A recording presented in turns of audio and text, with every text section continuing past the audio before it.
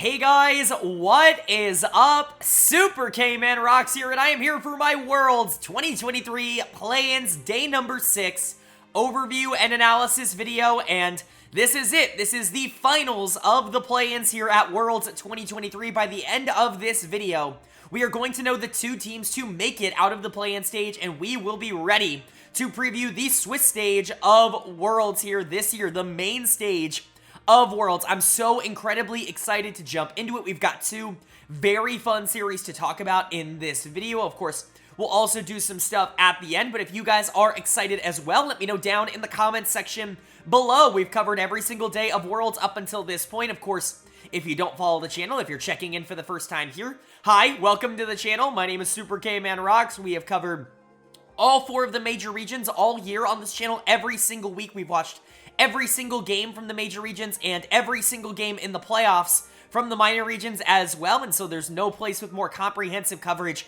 of a lot of these teams and expectations going into series like this. If you find yourself enjoying this video as we go ahead and watch it, feel free to leave a like. It really does mean a lot. Hit subscribe if you're enjoying it, but I don't want to pander too much at the beginning of the video. I want to give you guys what you came here for, which is, of course, the analysis. What we're going to do today is go through both of the series that happened, both of the best of 5s, the only 2 best of 5s in the play-in stage. We're going to go game by game, talking about the advantages and the disadvantages that each team was able to generate. I'll give a player of the game and a dud of the game for each individual performance. And then at the end of each series, I'll kind of tie everything up into a nice little bow with a player of the series. And then, of course, at the end of the video, we're going to know the 2 teams that are making it into the main stage of Worlds this year, and we will know our first matchups in the Swiss stage, our 0-0 matchups for main stage. We'll go ahead and preview those and, you know, kind of give you an expectation, an overview of what you can expect from some of these games moving into next week. But without further ado, let's jump into the analysis of the play-in finals, and we're going to kick it off with our regional rivalry, one matchup that I'm very excited to see at this stage because I just don't think me and a lot of other people expected it. It's a matchup between the number 2 seed from the VCS in Team Wales and the number 1 seed from the VCS in GAM Esports. Of course, Wales winning Group B, or the B side of the bracket, GAM coming in second in the A side of the bracket, means that they face off against each other here. This is very, very fun. This is only the 3rd region to ever play against their own region in a best of 5 at Worlds. Of course, the LCK and the LPL being the other 2 many times in the bracket stage, in the, you know, the quarterfinals, the semifinals, the finals at Worlds. It's happened before with those regions, but the VCS now gets to join that very, very illustrious group that the LEC and the LCS just do not have access to, getting an opportunity to play a best of 5 to see who makes it out of here. And both of these teams are on very interesting trajectories. Obviously, coming out of the VCS, coming out of the playoffs, everybody would have told you that GAM is the better team, and they absolutely would have been right. Even Wales was, you know, even though they were okay, they barely got to Worlds in the first place. This was a team that was very shaky in the VCS playoffs. They weren't dominant. They weren't a team that really coasted their way into the finals and just couldn't get past a really good GAM team. They were up and down for sure, but they've been awesome at Worlds up until this point. Basically, everybody has overperformed the expectation of them. I've always been a big fan of Glory in particular in the mid lane. It really did feel like he was kind of the central focus for what Wales wanted to do over the course of their playoff run. He's really the one player on the team that I would consider a really good laner, and I think that's a super big asset in the current game, because I do think generating early leads is just more valuable now than it has been in the last couple of years, which is why we're seeing more kind of early game aggressive junglers start to come back into the meta. Gen.G, for his credit, has been really good at this tournament. I'm still not sold on him as a top tier jungler at this level, because I do think he still has quite a few games that make me scratch my head, but he's had too many good games at this tournament for me to consider him anything other than, at the very least, a neutral, and if anything, a positive for this team. Sparta has wildly outperformed my expectations. Now, he's been more inconsistent at this tournament. He's had a couple of really awful games. Game number 1 against BDS was really bad in that first series that they ended up playing. Game number 1 against CFO was also really bad from him, but when he wins really well. In game 3 of both of those series, he was awesome, and when they mattered the most, he was able to step up and really receive a lot of resources to help carry the game on champions that are strong. And so, you know, Sparta playing well, but really, at the end of the day for Wales, when you're talking about them, you have to start with the bot lane and how they've been playing over the course of this tournament. Artemis has been phenomenal. He has completely overexceeded my expectations. He's lived up to a lot of other people's expectations for him from previous international tournaments as well, and I'm sold. Artemis looks like a beast. BA is a solid player. I think if you're looking for a way to beat Wales, it's to take this bot lane out of the game. I like Glory, I like BJ, I like Sparta. They're good players, but Artemis has been a game changer for this team. If he can, be a little bit more neutralized in the bot lane matchup, especially towards the back half of series, then I think it's going to be a little bit easier to win. But again, that's easier said than done. He's been phenomenal for this team. And then for Gam on the other side, a little bit more of a bumpy road leading to this part. Of course, Wales losing just as many games up until this point as Gam. They have basically the same record. However, Gam's done it in more series. Gam has gone 4-0 in their last 4 games after going 0-2 to start their tournament life, losing to Loud. They ended up being able to take down R7 and being able to get their rematch against Loud to get here in the first place, and a lot of it has been the solidification, I guess, of their bot lane, Slater and Pallet, who were miserable in that first series. They looked very much like they were overmatched, like their style didn't necessarily translate to potentially more aggressive and more talented teams, but once they settled in, once they got a little bit more comfortable, it felt like Slater in particular was playing a lot better. Pallet has been good throughout the whole tournament, and that's kind of a surprise for me. I think the bot lane stepping up and being a lot better, especially over the last 4 games, is the reason that Gam is here. Because topside's always been good. The solo laners in particular have always been good. Kiaya and Kati, I think, have been positives for Gam. Even in their losses, Kiaya is still, in my opinion, the best top laner left in the play-in stage. I think him and Adam certainly have an argument to be made with those conversations, but Kiaya is phenomenal, and he showed that off against Loud, where he decimated them in that previous series, and Kati's just been the pinnacle of consistency over the course of this run. I think his laning stats really, show themselves. I think a lot of people are really low on him for no reason. He's been great here. Levy certainly has a lot of question marks for me. In the jungle, he's not been good at this tournament, nor was he very good domestically, but, he's a player that's been very good in the past for this team, and so you're not going to count them out too much, but it's hard for me to go against Gam in terms of predictions at this tournament in this series, because Gam was so much better domestically that, the tape that we saw over the course of this year was that Gam was the best team in the VCS, and while Wales has really come alive recently, I think matchup-wise it's pretty poor for Wales. If Slater and Pallet can play well and can continue to play the level that they had been over the past 4 series, I really don't see a lot of opportunities for Wales to be able to win that. Now, that being said, Glory's one of the few mid laners that I think could theoretically be better than Kati, and if Artemis and BA are really just on a different level right now, like they kind of have been in especially do-or-die games, then I could definitely see Wales being able to win this series. I just think it's a little bit more of a stretch for me, and I'm going to predict Gam, but let's go ahead and see if that ends up being correct. Of course, that's what I said in my previous video as well, so let's go ahead and go game by game. Of course, if we go game by game, that means we get to start with game number 1, and the winner of game number 1 was Gam Esports. They are going to take the first game of this series. They're going to go up 1-0. We're no longer in the best of 3 stage. We have moved on to best of 5s, and so game 1 isn't quite as important as it has been over the course of the entire tournament up until this point, where winning it just puts you in such a dominant position where you only have to win 1 of the final 2 games. It's still great. I talk about how game 1, setting the momentum, setting the tempo for the series is super important, but Wales shouldn't overreact towards losing this game number 1. It was a fun one, though. I will say, big ups to Gam, who actually played spectacular in this game. I think a lot of the question marks that we had about this team, and especially considering what they were kind of going through in their first couple of series, they just feel almost completely answered at this point. Everybody's playing at a high level. The mechanics on this team just seem to be better than a lot of the opposition that they're going into, and I think that really is going to set them apart in a series like this. And for Wales, they put up a decent fight. I think they at least tried to make some plays, and I think their draft is pretty interesting, but we'll kind of go ahead and explain why I don't necessarily love it and why I think they needed to be a lot more proactive in this game than they actually were.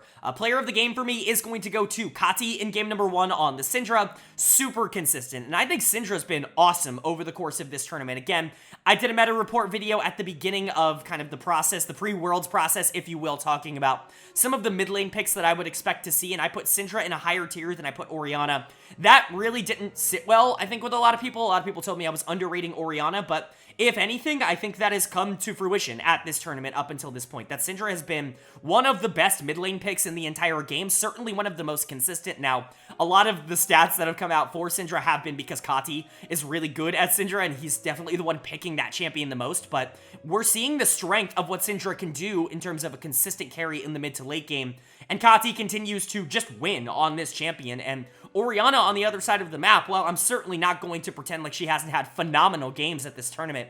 There's been a couple of really good ones. She's also had a couple of games where she's just too slow. She gets behind. In the early game, her jungler doesn't necessarily have the pressure to play as forward as he might want to. And then all of a sudden, the game just becomes a little bit more difficult to end up playing out. I think that's what happened here. Glory obviously played worse, but we'll talk about the draft really quick. I really like blue side draft in this game. It gives you a lot of agency in the early game, specifically with the Viego. I think sometimes it can be difficult to play into Lee Sin early. We'll kind of talk about how that might be a little bit bait right now, that might not be the mentality that you should be going into games with, but drafting the Syndra in the mid lane has been a super big positive, especially early for Kati, who's just able to win, and obviously Xayah Rakan is just a really strong 2v2. It's going to beat Kai'Sa Nautilus, and so you do have the pressure early if you are going to be able to move around the rift, if you are going to be able to try and make these more macro-oriented plays. You should try to do this quickly. Now, that's not to say this team doesn't scale. Syndra plus Viego plus Xayah in the late game is very difficult to deal with, specifically if they already have even a slight lead, so I get the idea. Wales, on the other hand, really kind of relying on Lee Sin in particular in this comp to try and push the tempo forward. Again, I'm a big fan of Cassante, and so I understand wanting to prioritize that champion very highly. However, Lee Sin has not performed at all. He's like 0-6, 1-6, 1-7 at this tournament. Somewhere around there, he's been bad, and his performances in those games have not been good either.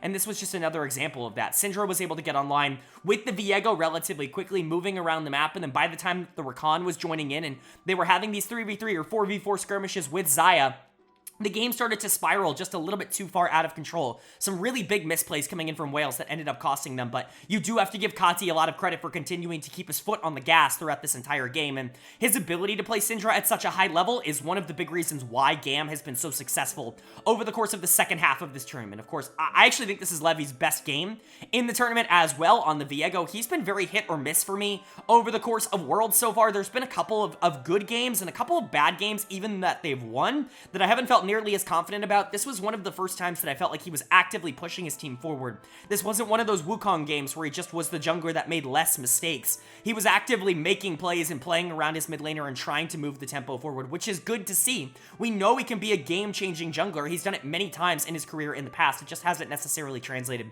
to this tournament, so this is nice. Palette continues to play great. I said this in previous series, you can't really let him have Rakan. This is a champion, and a champion combo specifically with the Xayah Rakan, the Lovers duo, that Gam has just kind of dominated on at this tournament. It feels like comfort for them, and I think at some point, like, if you're Wales, you just have to take it away from them.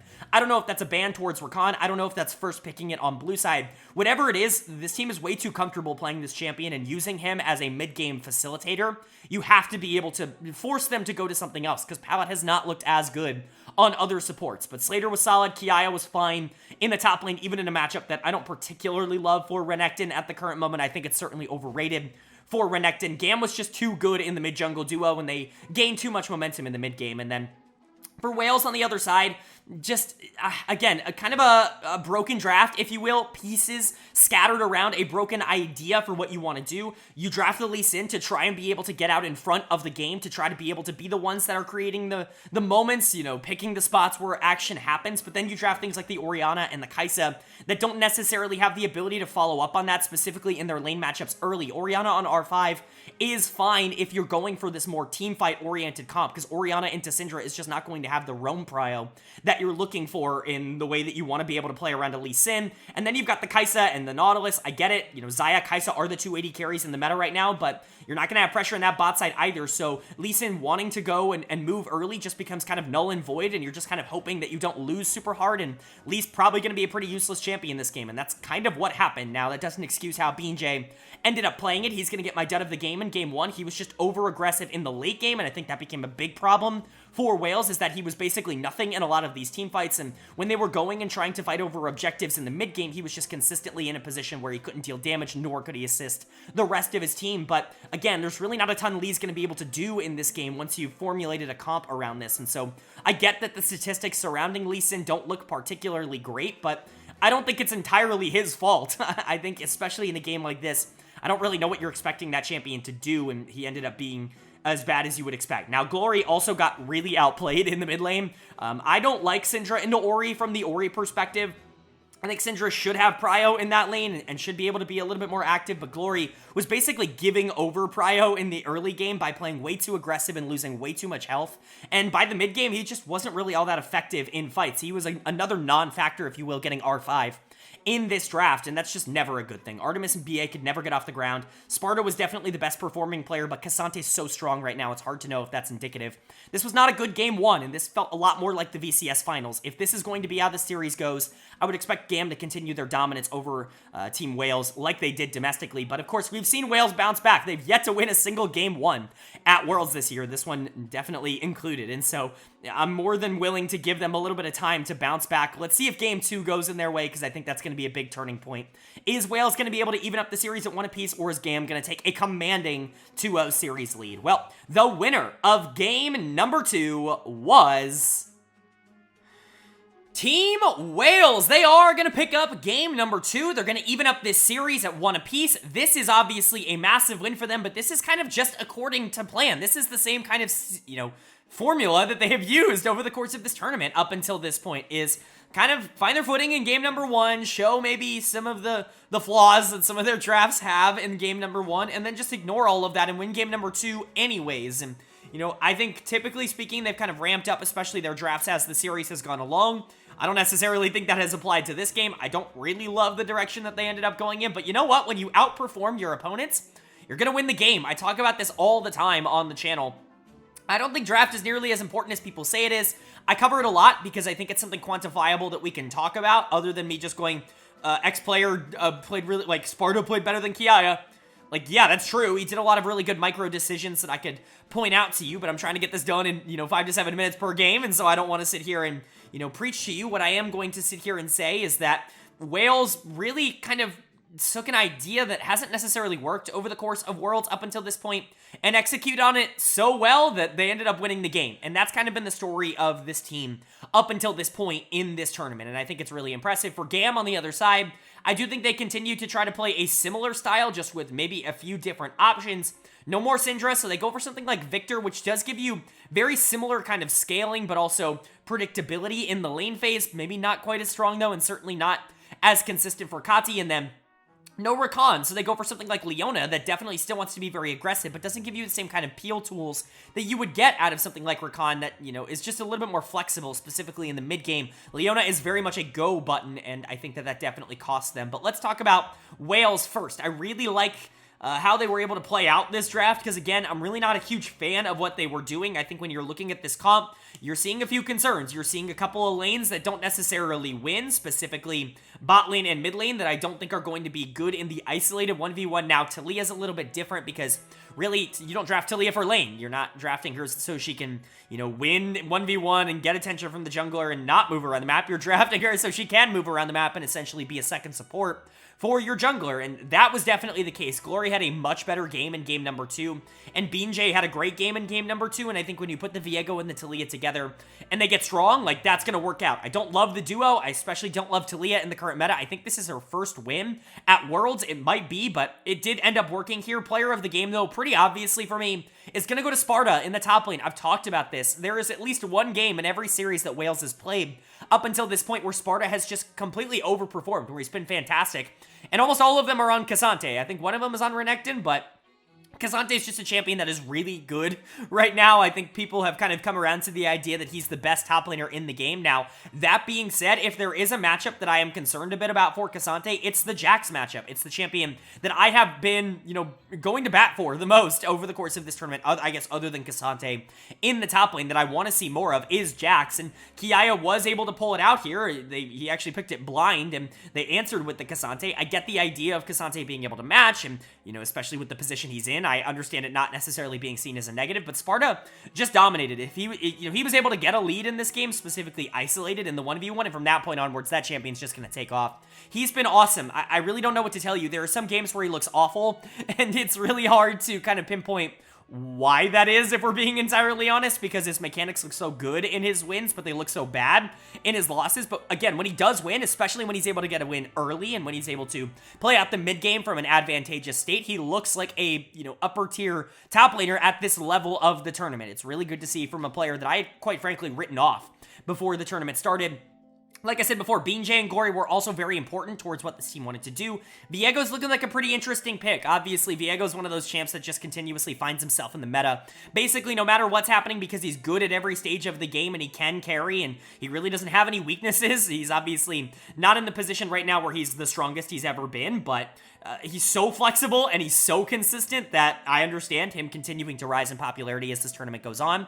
Like I said, Glory also played really well on the Taliyah. Artemis and BA kind of taking more of a weak side role with Kai'Sa and Rel in this game, and I think that's a big positive. Artemis and BA are more than good enough to survive isolated in the 2v2, and that's exactly what happened. They were able to survive well. BA was very active in the mid game. Artemis didn't have to do a whole ton, but he also wasn't going to make a ton of mistakes because his mechanics have been awesome at this tournament, and everything just kind of fell into place. This was a topside win for Wales, and again, it really fits the narrative of how they've been able to win towards the back half of series over the course of the first couple of games that they played at this tournament. So, predictable stuff, but, Wales fighting back, not giving up easily. And then for Gam on the other side, it's a frustrating loss. I do think that you probably should have been in a better position. I'm very frustrated with how Lee Sin is performing. I think what we're essentially learning is that this champion is just not very good at the thing that he's supposed to be good at. Because when you look at this draft, if Lee Sin is as strong as people want him to be, if the buffs actually did land, there's a lot that Lee Sin can do in this game. I think playing around the Victor, playing around the Jax, playing around the Xayah, playing around basically whoever you want in the early game could be very fruitful, but Levy was so behind on tempo to BJ, and Glory was out on the map and really able to create a lot of chaos because Kati wasn't able to push forward with how Levy was playing. The Gam just fell behind way too quickly in the mid game where Wales does excel with, champions like Taliyah and Cassante, ended up getting a little bit too far out of control. It just ended up being a problem. I think you could give dud of the game to Levy in the jungle. I'm going to give it to Kiaya in the top lane. Talked about how Sparta won. Kiaya kind of lost, and this is definitely on him. This was not a good game. I like the Jax matchup into Cassante. I certainly don't think it's awful and insta-loss worthy, and I just don't think Kiaya played well. A lot of the individual mistakes in the 1v1 were just very apparent, and this is a player that I've hyped up a ridiculous amount. Now, that's not to say he's had bad games at this tournament. He was really good in that series against Loud.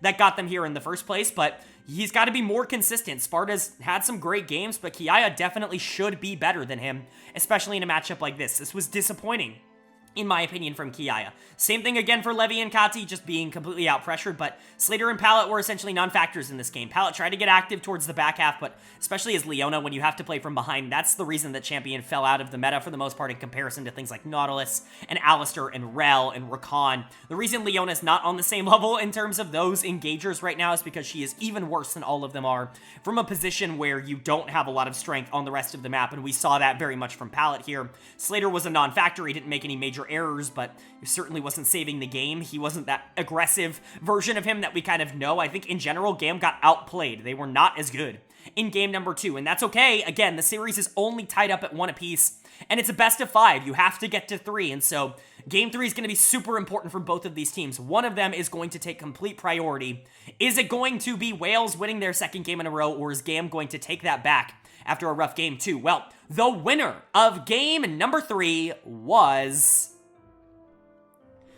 Gam Esports. They are going to take game 3. They're going to take control of this series back from Team Wales after that kind of rough game number 2 where Wales just played great.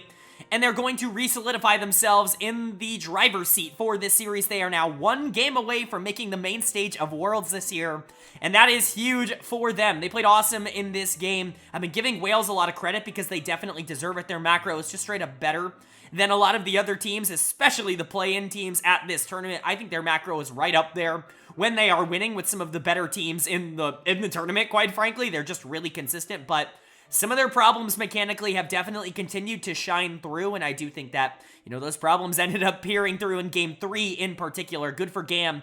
Nice win really want to shout out some of the players that I think just deserve a lot of credit for how this team has been able to play over the last few series. Specifically, my player of the game here, Slater, in the bot lane. I was very critical of Slater in that first series against Loud. I was concerned with his performances in the VCS, not because they were bad, but because of the avenue that he took to get these really awesome performances. I was concerned that maybe against more stiff competition, against teams that were a little bit more aggressive at taking advantage of positioning mistakes, that someone who was as aggressive as Slater was would be taken advantage of more at this tournament, and that looked to be the case at the beginning. But talk about someone who has made such quick and remarkable adjustments over the course of the last few games. It's not just the fact that he's playing against teams that he's more familiar than.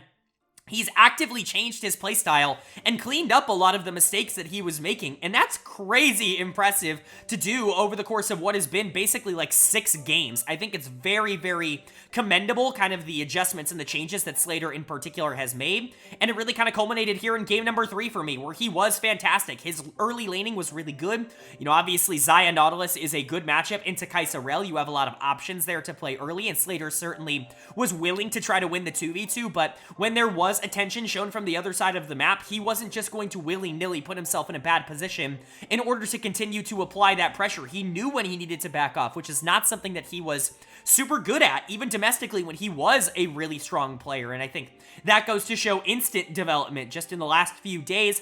He was awesome in the mid game, but he became this late game hyper carry for this team that just completely took over. It's just very impressive. This was an elite level 80 carry performance in this game, and for him to do that after basically costing this team their first series at Worlds, it's just great stuff to see. Really happy to see it from him. Conti's the other player that, again, you do have to continue to shout out. He played Jace in this game. I continue to think Jace is an incredibly undervalued pick. I don't understand why he is not the #1 mid laner in the game in terms of what people are prioritizing, because it just feels like he wins games. He does so much more damage than everybody else in the mid game, the most important part of the game at the current moment, and it just doesn't feel like anybody has answers. He was amazing in this game. You can attribute that a bit to Conti, but you know, the champion's just really strong. Jace is really, really in a good spot, and he does so much more actively than what Taliyah does, whose, you know, contributions and positives towards the game are much more, you know, helping out the rest of her team. Jace is not that. Jace does help the rest of his team. There are a lot of good things that he can do with this tempo, but, I mean, damage. It's so crucial, and Jace does it at such a high level, so the 2 carry roles were awesome. Conti and Slater were both stepping up.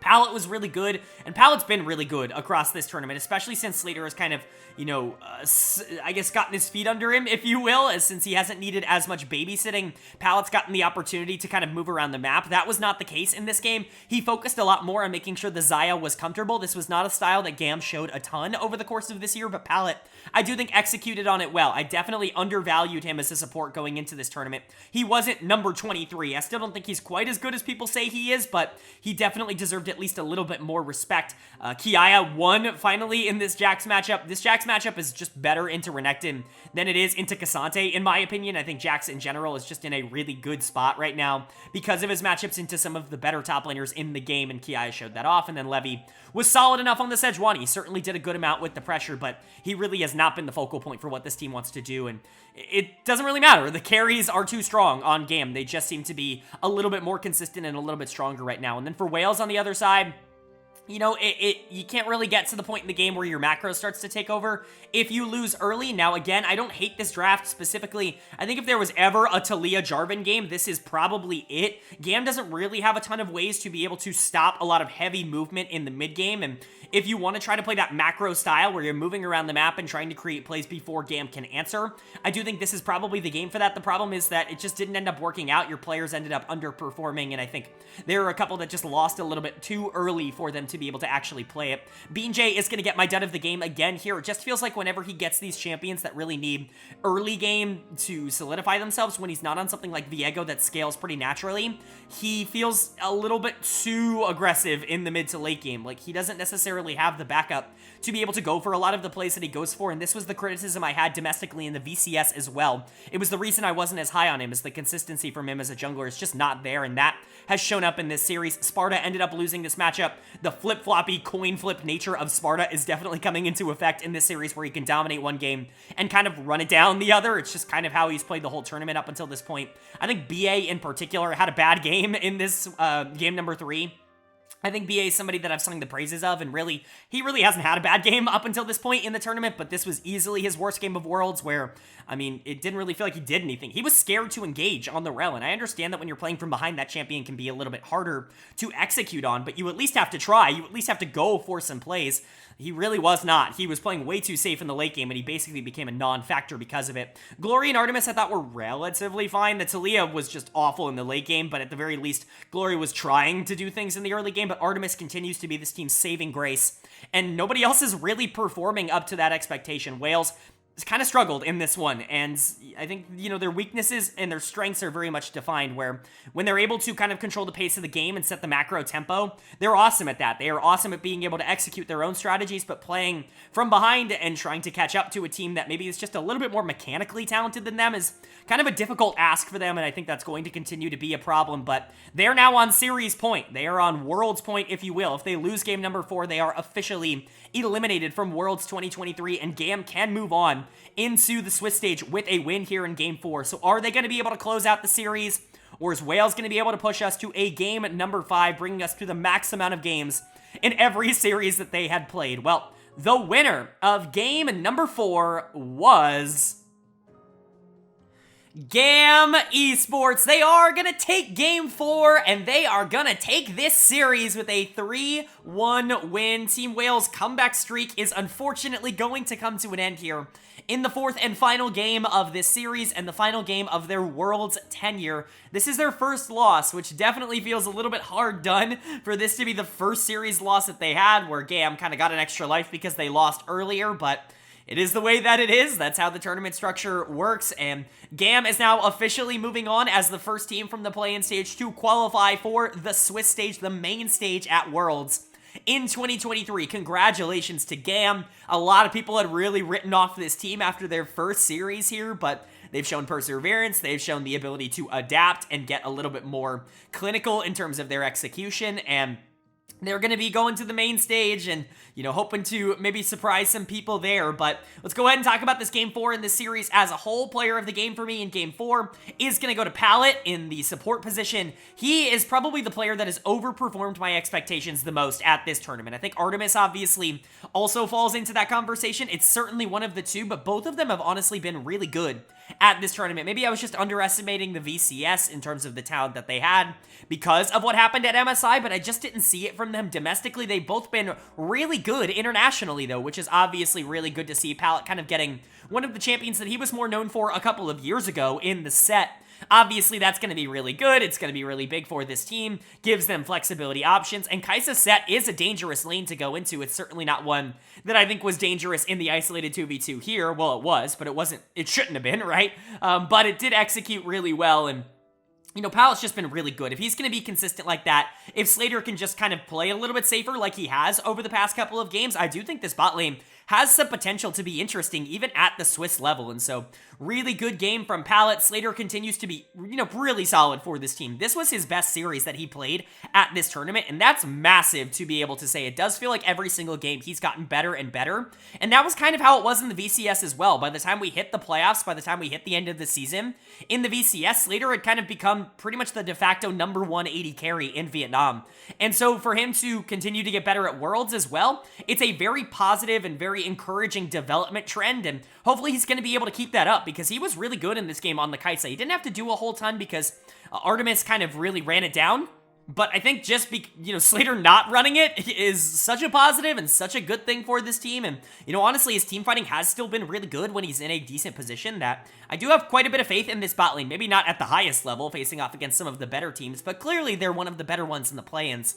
And I certainly think they've become that. Player of the series as a whole for me, though, is obviously going to go to Kati in the mid lane. This time on the Orianna. He just outclassed Glory. Almost called him Gory. That's a different mid laner. On the other side of this matchup, like, super heavily. And this is not how it was going domestically. You know, domestically, Glory was the one mid laner that could actually go toe-to-toe with Kati, but it was almost the opposite here at Worlds, where Glory was the worst player on Wales in this series, and that's really unfortunate to say. He was consistently losing in the isolated 1v1 and really not having any pressure. He takes away the Syndra on the other side of this matchup. Kati just goes for something safe like the Orianna and still completely gaps him in lane. It is a lot of positives towards Kati. We'll get to Glory when we get to that side, but Kati deserves a lot of the praise that he's going to get. He was the best player for GAM in this series, the one that was most consistently winning, and I think when you have that out of your mid laner, the game just becomes so much easier to play out from that point. And Kati is, one of the better mid laners in the play-in stage. We said that even going into this tournament, and he definitely performed like so. Kiaya was solid, this time on the Renekton, playing into the Malphite, which just has not worked. Levy pulling out the Wukong again. This is a champion that he feels incredibly comfortable on. It's by far the one that they prioritize the most, especially, comparatively to every other team who's just completely ignoring this champ. I still don't think Wukong is all that good, but if Levy feels comfortable on it, then play it a ton. I think in general, you're just going to be talking about GAM being a little bit better in this series. Their execution was very good. They felt very consistent, I guess, and very clinical in this series. They didn't feel like a team that was dominating the early game mechanically, and that's where they, were winning games. It felt like all 4 games between both of these teams were kind of decided by who made less mistakes in the mid game and whose aggressive plays ended up working out a little bit better for them in that part of the game, and I think that, ended up going to GAM. They had a lot of strengths in that department. Are there concerns about whether or not this team is going to be able to survive against better teams? Yes, not only mechanically, but because their laning phases weren't exactly super dominant. I think there are definitely some concerns in that regard. However, they have shown the ability to be able to win if they need to, and I trust these players in terms of what they've been able to show domestically. I don't think that they're going to be a team that can compete with LPL and LCK teams and, situations like that. But could they compete with the West? Absolutely. I really do think that's in the cards for GAM, and so hopefully we can see that version of them. And then unfortunately for Wales, this is where your Worlds run comes to an end. They overperformed so much in Bracket B, being able to come out of that bracket as the #1 seed, not dropping a single series, winning both of their series as reverse sweeps. Obviously a ton to like about their run. They just couldn't quite get the job done. Glory's a pretty easy choice for dud of the game here in game number 4. Just a really bad series from Glory. He was really good at this tournament in my opinion. Maybe not a superstar like I kind of predicted he might be going into this tournament, but he was still more than solid as a secondary carry to what Artemis was offering throughout all of their series up until this point, but it just was not the same when he had to go against Kati, who was maybe the best mid laner he's faced, with maybe the exception of Nuke, but even then I think it's certainly comparable, and Glory just couldn't keep up. They decide not to ban the Syndra. They feel like they need to prioritize the Jax and the Xayah bans instead, and so they have to first pick it on red side, and clearly Glory's just not super experienced on this champion, but they didn't want Kati to have it. It's a super unfortunate circumstance to have, but Glory was not good in this 4th and final game. It felt, really, really bad. This is the worst game I've seen him play in 2023, and it couldn't have come at a worse time. But the rest of the team wasn't exactly ideal either. BJ was easily playing his best game of the series here in Game 4 on the Lee Sin, but that champion still just does so little in comparison to a lot of the other junglers. I imagine that he's either going to, spike in win rate as we go into the main stage when the best junglers in the world start playing him and can utilize his skill set a little bit better, or alternatively, he's going to completely fall out of the meta. I don't know which one it's going to be yet, but what we see is when, good junglers, but maybe not like the top 5 to 10 junglers in the world are playing Lee Sin, it's just not working, right? You have to be one of the best players in the world to pull that champion off. If that, right? And maybe he's just bad in general, but Lee Sin has done basically nothing in any game that he's been played in the play-in stage. They go for Malphite as a potential counter to kind of this heavy AD comp with the Renekton, with the Wukong, with potentially even the Set and the Kai'Sa. I get the idea, but Sparta's just never going to be on the map enough for that to end up mattering because the rest of his team lost.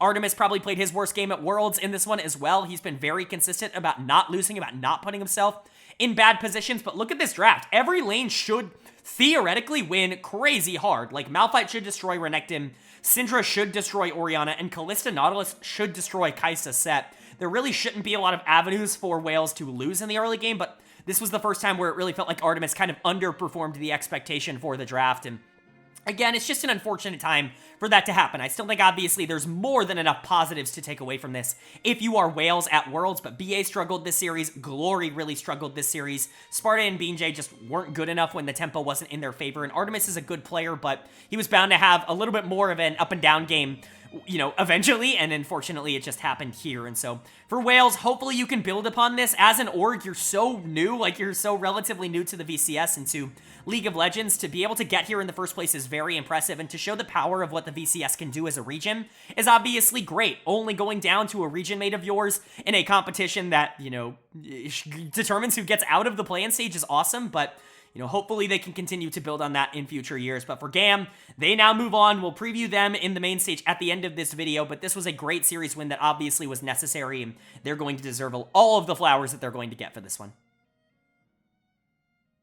But now that we know our first team that's going to be playing in the Swiss stage out of the play-ins, it's time to move on to series number 2, and this was the one that I think a lot of people were really excited for. I think you could make an argument that these are the 2 best teams in the play-in stage, and one of them is going to get knocked out here and now. It's a matchup between the number 1 seed from the PCS in PSG Talon and the number 4 seed from the LEC in Team BDS. Very interesting matchup of styles in particular, but in terms of talent, it's crazy that one of these 2 teams is going to miss out on the Swiss stage because both of them have performed really well or have had crazy high expectations. I think a lot of people put these 2 as the 2 teams to get out in their pick'ems. I certainly did.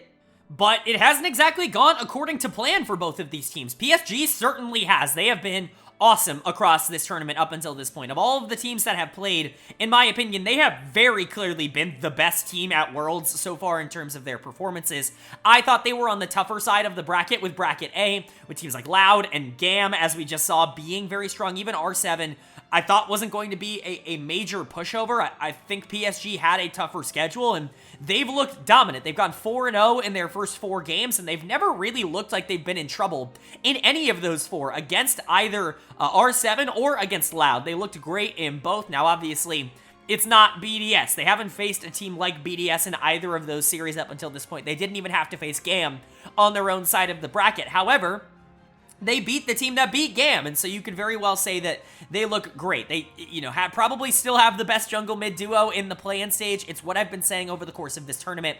Gen.G and Maple are just ridiculous in terms of what they offer at a play-in level, specifically for a minor region team. Those 2 perform at such a high level for what you can expect from a team like PSG that it's very difficult to actually generate tempo and generate pressure against them, which is why their style of being a little bit more passive in the early game and being a very consistent and very, very good team fighting team can work, because you're very rarely seeing PSG lose in the early game and lose tempo and give up a lot of these big plays, because Gen.G and Maple are just so consistent at the most important part of the map for that specific thing. And it's not even to say that the rest of the team is not just as good. Aja, which, by the way, I've realized I've been saying wrong this entire time, is obviously still a really good player. Aja's great domestically. He was an MVP candidate for PSG Talon.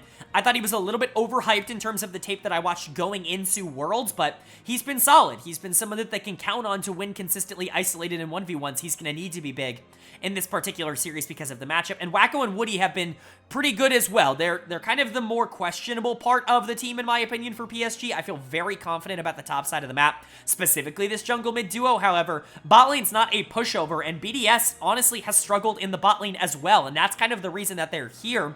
BDS is a team that I think a lot of people consider, easily the favorites to be the best team in the play-in stage. It has not worked out like that. They got reverse swept by Wales, and while they did get the job done against both DFM and CFO, they haven't exactly looked dominant in the way that I think a lot of people wanted them to. Specifically, this bot lane has not necessarily shown up in the way that maybe we expected. Crowny and Labrov were great for 2/3 of this year in the LEC. They really struggled down the stretch in the summer split and in the season finals, and unfortunately for them, that is very much carried over into Worlds. Their laning phases have been very inconsistent, and even when they do win lane, typically speaking, their mid games have also been pretty bad. Now, Crowny is a pretty consistent late game carry. He hasn't really made a ton of mistakes in terms of his team fighting prowess, and that's something you can at least hang your hat on, but this team isn't particularly consistent down there, especially being able to punish mistakes early. Labrov has been good. I don't want to put it on Labrov, but Crowny really has not.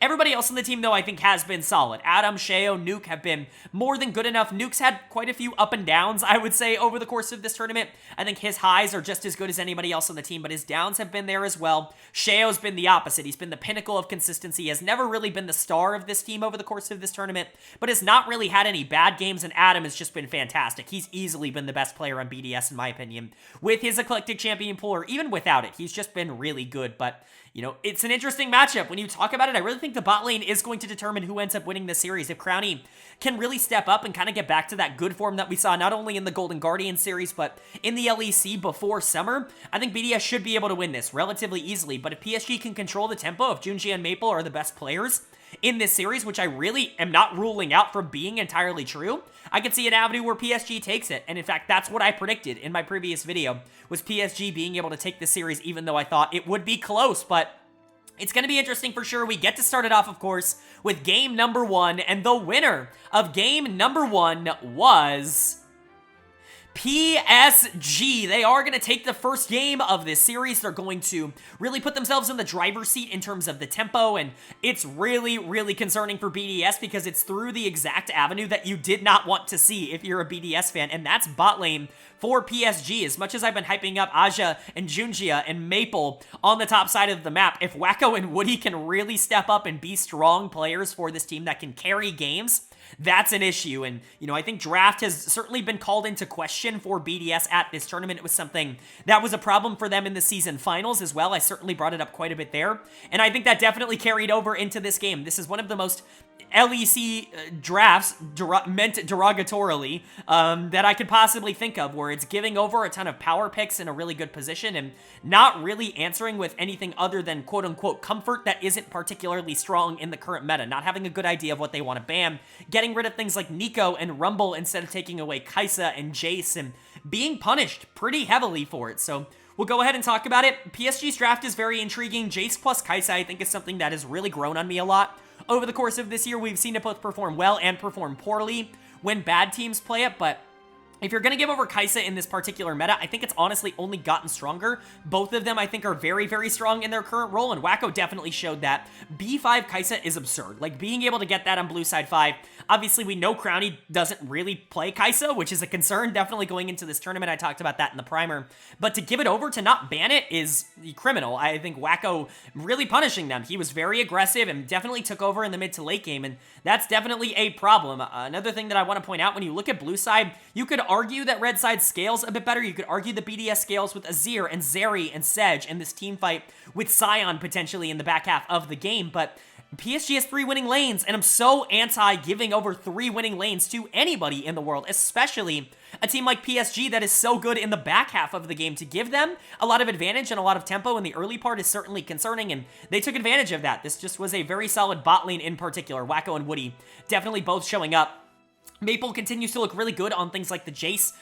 This is kind of an Eastern special, specifically the LPL and the PCS. They love Jace, and they played it a ton, more so than almost any other region in the world, and they're the reason I'm so high on this champion, is because they continue to show that he can take over in the mid game. Like, he is arguably the best champion in the mid game right now, and it's very difficult to actually deal with him. You put him in a matchup into Azir, where he's one of the few champions that can, like, survive really easily against Azir in lane, not really worry about it all, and he's gonna skirmish a ton, and Azir can't match that. So, you know, Maple really, you know, taking that pressure and using it well, playing with Gen.G, playing for the Kai'Sa to make sure that that champion can get ahead, playing with the Alistar as well for a lot of these mid-game skirmishes. It's just really good stuff. The carry duo definitely stepped up. Gen.G was solid. Aja was very good on the Kennen. This is a good matchup for the Kennen. I'm very interested to see Adam opt into it. I think he wanted the scaling. BDS in particular definitely had an idea for the team comp that they wanted to play together in mind at the end of this game. The problem was that they just were never going to be able to get there, and PSG, I think, was happy to take that trade. So Wacko and Woody definitely stepping up, but everybody looking good on PSG, at least in game 1.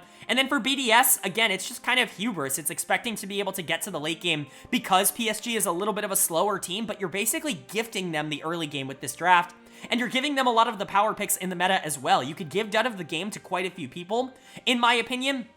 I'm going to give it to Nuke in the mid lane. It felt like he was the one that was the most inactive on the map. Like I said, Azir's a very difficult matchup to play into something like Jace, and I think that definitely showed itself. They opted into this matchup. It's worth noting that they early picked the Azir in first rotation so that they didn't get it banned out, so that they could play this, and I just don't like this matchup all that much for him, and I get the idea. You want to scale into this late game teamfight. It's the same reason you took the Sion. It's the same reason you R5'd Zeri, even though she's not particularly strong into Kai'Sa, in my opinion. It's because you want to make this death ball teamfight comp, but it's just so risky to be able to play that style, and clearly it didn't end up working out. Sheo was pretty inactive on the map. I'm not going to criticize him too heavily. This Edge1 could do very little in this game, but the solo laners were essentially non-factors, and even though Crowny and Labrov's stat line looks good, like, Crowny played bad in this game, and he continues to show that his lack of ability to be able to play things like the Kai'Sa is definitely detrimental towards what BDS wants to do overall, and so they definitely have some question marks raised about them. They had an idea, they went for it in game 1, it's just game 1. The fact that it didn't work out is fine as long as they're able to adjust. This is not something I think they can continue to get away with. I think if they continue to draft like this, it's going to be a bit of a problem for them, and so Gonna be interesting to see if they can move on and adjust to a little bit of a different strategy, give themselves a bit more agency in the early game, or if PSG is just going to dominate this series by having a better grasp of the meta and, quite frankly, being the more clinical team. It's certainly going to be intriguing, but this is a must-win, quite frankly, for BDS. You don't want to go down 2-0 to a team like PSG. So are they going to be able to tie up the series, or is PSG going to take a commanding lead? Well, the winner of game number 2 was PSG. They are going to take game number 2. They're going to go up in this series 2-0, and that's disastrous for BDS. Putting yourself at such a deficit early on in this series is certainly not what you're looking for. Reverse sweeping any team is very difficult, but PSG is so clinical, and quite frankly, they're so talented that this is a tough ask, and this is a great start to the series for PSG, just about as good as it could possibly be. I think a lot of the reasons that I hyped up PSG for a long time going into the series have definitely come to fruition in this one, and I'm really, really proud of how this team has been able to play it out. We can go ahead and talk about it first, of course, as per usual. Let's start with draft. This is basically the opposite situation from what happened in Game 1. BDS clearly went back to the drawing board after that Game 1, like I said they should. You know, I talked about them not having any sort of pressure in the early game, playing way too much for the team fight stage. And so they said, screw it, let's overinvest into the other side. Let's go ahead and just pick a comp that's supposed to dominate early. Let's pick 3 winning lanes. Let's put ourselves in a good position. And let's try to just snowball the game out of control, which generally I'm much more in favor of than I am a team that wants to scale super hard into the late game. However, not against PSG. Like, it's just, it feels like you've started to lose the plot a little bit if you're BDS, and this team has always struggled with draft. It was their biggest problem in the LEC. Not their biggest, because especially down the stretch, gameplay certainly was an issue for them, but it's never really been a strength for them in the LEC, and it's a major weakness for them at Worlds so far. This is another draft that I think just lacks consistency and lacks a lot of the ability to outplay PSG at the moments where they are the weakest. Early game is not something that they struggle with, because they're super good at being able to survive. If you put a lot of pressure on them early, they're going to negate a lot of it, and then they're going to get to the late game where they're going to be able to outplay you. What you need to do is move around the map, create situations where they can't just negate the pressure, try to play fast in the mid game. That's what PSG, I think, will really struggle at, but BDS not really going for that, going for this really big lane-dominant early game focus with Renekton, with Taliyah, with Kalista, and it just, in my opinion, doesn't work out. You give PSG so much scaling. You give them Kai'Sa, you give them Jax, you give them Poppy, which has been a big pick, or a big ban over the course of Worlds so far. And even something like the Akali in the mid lane, which was so impactful, Maple's going to get player of the game for it. It just doesn't work out. Maple was so good in this game, and Maple, quite frankly, has been so good in 2023. Again, I've talked about this on the channel before, especially if you watched my LCS coverage in the spring split, but Maple was awesome for TSM, like super underratedly good for TSM in 2023. I want to make that caveat because he was not good last year, and I was super out on him going into this year, but he was like very quietly the best team fighting mid laner in North America over the course of the spring split, and when he left to go back to PSG, I was a little bit disappointed because he was somebody that I think genuinely could make a team relevant in a major region in North America, in the LCS, but he goes to PSG and he dominates the PCS again, just like he has basically always done throughout his career. Yes, he might be overmatched at the LPL level, but he's a superstar at the PCS level, and he continues to show that. He picks an Akali champion that isn't very good right now, and is certainly not one that I would recommend a lot of teams prioritize. If you're ever going to pick Akali, though, Taliyah plus Syndra as a jungle mid duo is definitely maybe the duo I would do that into. And then you even have Kalista, who is very assassinatable towards the back half of the game. Maple, this is a really good game for him to pick Akali, and he executed very, very well. Gen.G continues to be great. Poppy's a champion that I expect to continue to be highly prioritized, not only because of the flexibility between both top and jungle, but because I just generally think she's good into a lot of the champions that are good right now. We continue to see BDS not willing to pick up the Kai'Sa and also not willing to ban it, and so Wacko gets to play it for another game. He was still good in this one, not nearly as dominant as he was in game number 1, but still solid. Woody was good on the Rel. Aja was good on the Jax. Just in general, PSG played really well. This is a style of comp that they execute on at a high level because of what they're comfortable with, and they did it again in this game.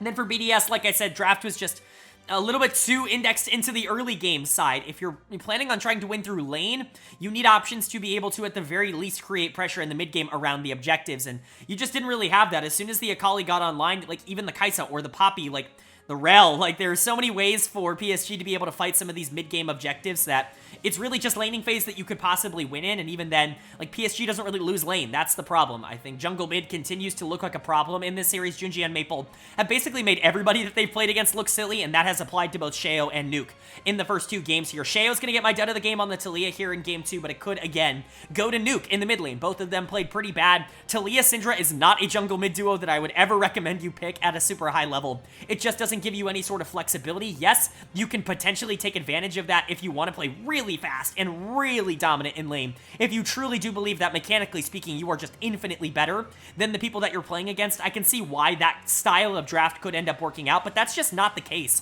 against a team like PSG, and the rest of the team certainly didn't hold up their end of the bargain either. Kalista looked really weak in this game. I don't think Kalista's super weak as a champion, but I also don't think she's as strong as a lot of other analysts will tell you. She's a good AD carry, not a great AD carry. Adam basically was nothing in this game. He even played safe. He was teleporting out of fights, like just not a non-Adam performance on Renekton in this one. Labrov was whatever on the Nautilus. He didn't really get to do anything. BDS doesn't look good in these first 2 games. They look completely outmatched. They look like they don't have an idea of what the meta is or how to play around their opponent at all, and honestly, this looks like a team that doesn't really deserve to move on into the next stage of the tournament. Obviously, the series isn't over, but you've got to reverse sweep them. You have to win all 3 of the final 3 games in order to move on. It's just a tough ask against a PSG team that really doesn't make any major errors. And so BDS, if they are going to get their shit together, it simply has to be right now. But PSG is 1 game away from making the main stage at Worlds, and they sure have deserved it over the first part of this series. Are they going to be able to close it out? Well, the winner of game number 3 was BDS. They are going to take game 3. They're going to, at the very least, keep the series alive for 1 more game, and they are going to pick up a win against PSG, which is just important for the mental, if at the very least. This was a good game. I think that they went back to more comfort in this one, and they actually played some champions that I would consider relatively strong in the meta, finally picking up the Kai'Sa that it felt was just basically destined to never be a BDS champion. They didn't really play it in the LEC either, but Crowny ends up playing it here, and I think he's starting to figure out that, yeah, Kai'Sa's really freaking strong right now. She's the best AD carry in the meta. Really good to see this team start to adapt, start to kind of get on the page where I think they can be a little bit more consistent, but I'm going to be honest, I still think this draft isn't perfect. I still think that there are kind of some problems here. I just think PSG's draft is very risky, very aggressive, and very confident. I understand why you would go to a draft like this, especially after going up 2-0 in a series. You want to see if you can pull off some of these picks, especially for later in the tournament. The Sylas plus Caitlyn kind of carry duo here is very interesting. We'll get into that when we talk about them, but BDS, again, like I said, going a lot more towards comfort, especially in the solo lanes. They're lucky enough to be able to pick up both Maokai and Kai'Sa, which I would consider to be like the most dominant duo in the game right now in terms of what you're able to get. Maokai is basically permabanned against every team at this tournament, and Kai'Sa is just really strong, and so to be able to get that while also getting Nuke his Azir, which has been his best champion, I would say, over the past few months, and then Adam picking up the Olaf here on B4. There's a lot to like about this draft if you're looking at it from a BDS perspective. I don't think it's perfect, but it's good enough for this game, and specifically it set up the solo laners to really dominate, because they were the 2 that you really have to shout out for having fantastic games, really, genuinely. Player of the game for me is going to go to Nuke in the mid lane. He was awesome on the Azir. This was one of the better games that he has played at Worlds, and that's saying a lot because honestly, he's been one of the better players on this team at Worlds. I really have not liked how he's played through the first 2 games of this series. It felt like the mid-jungle duo was just kind of getting outclassed by the other side, by Maple, by Gen.G. And when you look at this draft, one concern that you do have is this is a lot closer to Game 1's draft than it is to Game 2's, where you don't really have a lane that I feel very confident that you win super easily. Obviously, Olaf can win in the top lane if you're really good at him in basically any matchup, but Gnar does really well into Olaf. That's why R5 Gnar was really strong here. I think the Jarvan really tips the Sylas Azir matchup into Sylas' favor, and of course, Caitlyn is selected to destroy Kai'Sa in lane, and so you are a little bit worried about your early game, but if you just outplay them, if you really just get to the part of the game where you don't lose early and you can make this game go a really long time, typically speaking, that's not going to be good against PSG, but it is going to be good with this team comp, and especially, again, if Nuke and Adam play super well. Nuke was awesome in the team fight stage. They would have really struggled in a lot of these fights had Nuke not been there on the Azir. I know I talk about this a lot on the channel when it comes to Azir, but a lot of people with this champion tend to try to be the playmaker, try to be the hero, you know, try to be the one that goes out there and makes the Shuriman shuffle that hits 4 people and sets his team really far ahead. Nuke's not going to go out there and try to do that. He can do that, and he's done it multiple times, but what he's going to do is consistently sit near the backline and deal a bunch of damage. And you know what? That's awesome. That's what I want my Azir to do. I want him to be the primary marksman damage dealer in the back half of the game. And Nuke does that almost as good as any mid laner that I've seen this year. He's not afraid to make the play, but he's also not beholden to the play to feel like he's trying to do something on Azir. That's something specifically his LEC counterparts really struggle with in the mid lane, but Nuke was awesome. Adam was awesome. Picking up his Olaf here obviously gets countered a little bit with the Gnar. I think Gnar is generally just really strong right now. But Olaf is really good too, and Adam's just so good at champions like this where he can just play really aggro. He was much better in the laning phase. It felt like he was, you know, back to his aggressive self, whereas in Game 2 it felt like it was just kind of the bad version of Adam that we had seen kind of a year ago or so, but this was the Adam that we kind of grew to love over the course of this year, and he really dominated the late game as well. PSG really had no answer to him.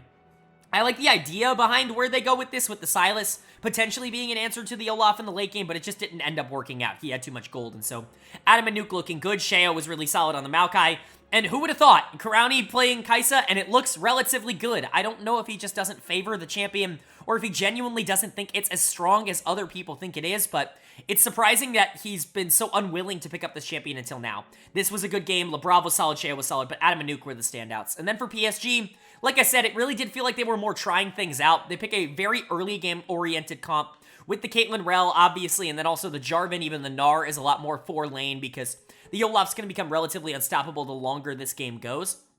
But I do think that they still showed some good signs. This game went 40 minutes for a reason. It's because I think individually they're still incredibly talented. Maple was awesome in this game. Again, on the Sylas, it really does feel like Maple's just like reasserting himself as one of the more interesting mid laners in the world, like genuinely. I know that we always go through this little cycle where he dominates the PCS and then gets a contract in a major region and doesn't live up to it. But, like, it's hard not to look at these games and be super impressed with what he's able to do, even when the team's not in a super advantageous position. I just think the rest of the team kind of let them down. Woody, in particular, was really bad this game on the Rel. We've seen some players really not understand how to play her in the late game, and I think that that's kind of a weird thing. It feels like that's where she's the most straightforward, where you just try to engage on the most amount of people in a team fight. I really don't think you have to overthink it all that much, but it felt like Woody was significantly doing that this game. A couple of engages that were just genuinely bad, and then also some lack of engages that I think really could have changed the game. You know, Wacko playing the Caitlyn is certainly an interesting pick. I don't think Caitlyn is entirely, like, useless in this meta, but I certainly wouldn't pick her over something like Kalista. You yourself banned out the Kalista and went for something like Caitlyn. Hell, even something like Draven, I think accomplishes something similar, but just does it in a little bit more of a flexible way.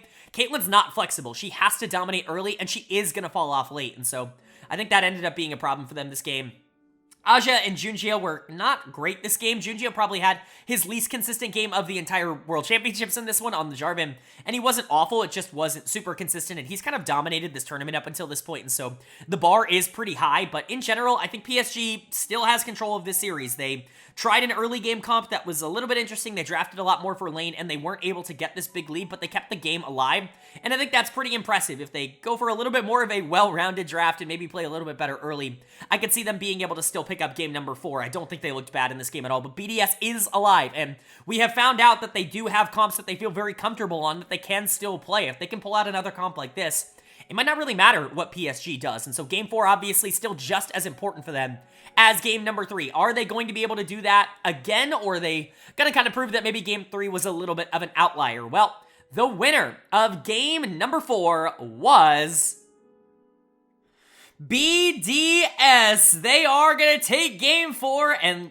don't call it a comeback. They are now one game off of this reverse sweep actually being a potential reality for them. And man, wouldn't that be a pretty classy way to end out the play-in stage? A PSG team that had been unbeaten going into this series, starting off 2-0, only needing one more game to qualify for the main stage and getting reverse swept. What a crazy narrative that would be, and for BDS, that would be fantastic. But you know, if BDS is going to continue to play a lot more towards their comfort than maybe the meta would imply, or maybe even playing a little bit for both, just generally having a little bit more flexibility, that's definitely in the realm of possibilities. This is another draft that I just like a lot more than anything they were doing in the first 2 games. Not to say I hated their game 2 draft. Because again, I understand where they're coming from in game number 2, where it's like, if we destroy them early, perhaps we have a chance. And I think generally speaking, that's a good idea. But here, not only are you giving yourself early options, drafting a couple of lanes that I think are just strong, but a lot of these champions are super meta, and you're really good at the other ones. And so it ends up kind of working out into a comp that is very, very well-rounded, very kind of jack of all trades. And I think that that's a very good way to end up building things. Let's go ahead and talk about it. Player of the game for me, pretty obviously, is going to go to Adam in the top lane. You just cannot give him Garen. You cannot let him pick Garen into something that Garen beats.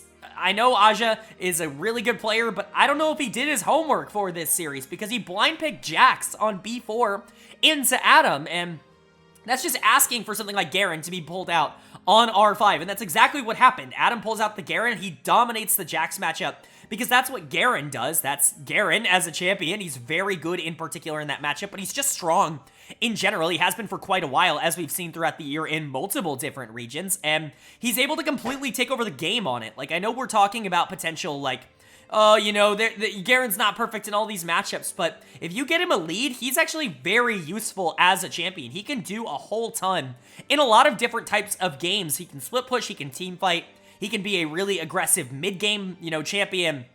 Whatever you really need him to do, he can do, and Adam plays him just about as well, if not better, than basically anybody else in the world at the current moment. So he's going to get yet another player of the game for this champion. He's gotten so many of these over the course of this tournament already. Crazy to see that. You have Crowny completely popping off on the Kaisa. I thought the reports were that he couldn't play this champion. Clearly, he feels at least a little bit more confident and comfortable on it than, you know, you would expect. I don't know what to do about this champion. I mean, I know how I feel about Kaisa, right? I know that she's the strongest champ in the game, in my opinion, right now. I don't think there is a single champion that offers more consistently than what Kaisa offers. I'd personally ban her a lot. I would ban her the most of any champion in the game. I just don't think it's worth trying to take a trade for Xayah or something like that, especially because you're banning out Xayah and Kalista, these more early game, I guess, focused AD carries, wanting to give over some of these late game carries like the Kaisa, but Crowny has now shown that he's at the very least comfortable. This was his best game of the series and probably his best game of the tournament by a pretty wide margin. Like we've been talking about, he has honestly been not so good at this tournament up until this point, and so to see him play super well on Kaisa, positioning aggressively, dealing a lot of damage, it's a good thing. LeBron was great on the Nautilus, consistently making good engages, didn't have to do a whole ton though. Sheo was always been really good on the Ivern. Ivern's definitely an LEC pick, and you know, Ivern, I think, in general, is just crazy underrated by a lot of the Eastern regions, and we see that again in a game like this. And then, you know, Nuke on Cassio, again, another pick that a lot of LEC mids have really favored over the course of this year, but he plays Cassio at a very high level. I would consider Cassio and Azir his two best champions. I know some people would maybe lean a bit more into the Assassins. I do believe Cassio and Azir are probably the two that I think about the most when I think about Nuke. So great game from BDS, a comfort draft that they executed on. And then for PSG, things are kind of falling apart. I don't hate this draft in theory. I think that there are a couple of, you know, positives. In general, Maokai plus Jace as a jungle mid duo is just fantastic. And I think you should have had a ton of prio in the mid lane, and you did for a lot of the early game here. Maple was winning. He wasn't getting destroyed in that matchup. Jace is just really strong, and Maokai creates a ton of prio basically everywhere on the map. Just by existing, he scales very well into the late game. He can really propel any kind of style. But the rest of this draft is super questionable. The Aphelios on B3 is very questionable as an answer to the Kaisa, because not only does Aphelios kind of struggle in the early game now after some of the nerfs, but I don't think he's like as consistent of a carry in the late game as maybe some of the options that you yourself banned out. I like Aphelios in terms of the draft after the bans ended up happening, but why did you ban Xayah? Why did you ban Kalista? If you're gonna let Kaisa through, you need to let Xayah through. I really don't understand this idea of taking away these two champions in particular and just kind of allowing Crowny to have the other, like, S-tier AD carry and not getting anything in return. This just feels like a weird decision, and Wacko couldn't really do a whole ton. And then Woody was awful this game. He's gonna get a dud of the game again, second in a row. He's been really bad in these last two games. Just a lot of really bad decisions. He made multiple plays this game where he actively saved the life of Crowny, where, you know, he was Wing him out, just like messing up the combo. I don't really know what's going on. Maybe it's nerves getting to him, but Woody was really bad in this game, and he's kind of been bad in this series, which is really unfortunate for this team. But Aji was also, or Aja, sorry, I'm getting better at this. Aja was also really bad in this game. he could get dead of the game because of the hubris of blind picking Jax into Adam, who plays Garen, but, this matchup is miserable. I don't think he mechanically misplayed in a lot of different scenarios. I just think there's not a lot Jax can do to actually stay relevant in this. So if you want to give to Aja for being worse in this game, I get it. He probably had less of an impact on the game than Woody did, even though Woody probably gave more wins to BDS than, he did to his own team, but both of them were awful. Gen.G couldn't really do a whole ton, especially in the late game on Maokai after everything had really fallen apart. And PSG is starting to fall apart. A lot of their strategies that they were focused on were more so taking advantage of the mistakes that BDS were making, specifically in the draft phase. And now that BDS feel like they're kind of starting to find their groove, PSG needs to lock in. Gen.G and Maple are still really good players, but the surrounding pieces are really not stepping up. The bot lane in particular has not been good in games 3 and 4. Woody has been the worst player in this series by a considerable margin, and Wacko has not really had a good game since that game number 1 where he popped off. And so you definitely have to start raising some questions, and they have to win this now. We're going to a final game number 5, the final game of play-ins here. The winner will move on to the main stage. The loser will be eliminated from Worlds 2023, will be going home. So who's going to take it? Is it PSG or is it BDS? Well, the winner of game number 5 was BDS. They are gonna take game number 5 in this series. They are going to officially complete the reverse sweep, and they are going to be moving on now to the main stage of Worlds 2023. PSG Talon is officially eliminated from the tournament. That's really sad to say because I do think there's a lot of upside from this team, but it just wasn't enough to be able to overcome BDS in this series. A very close, a very tense, a very, very back and forth game number 5 here that BDS is able to take. Just a fun one. This has been a blast of a best of 5 already. One of the more interesting ones that we might have at Worlds this year. Just the stakes were absolutely on the line for BDS to be able to make the comeback and be able to win the series.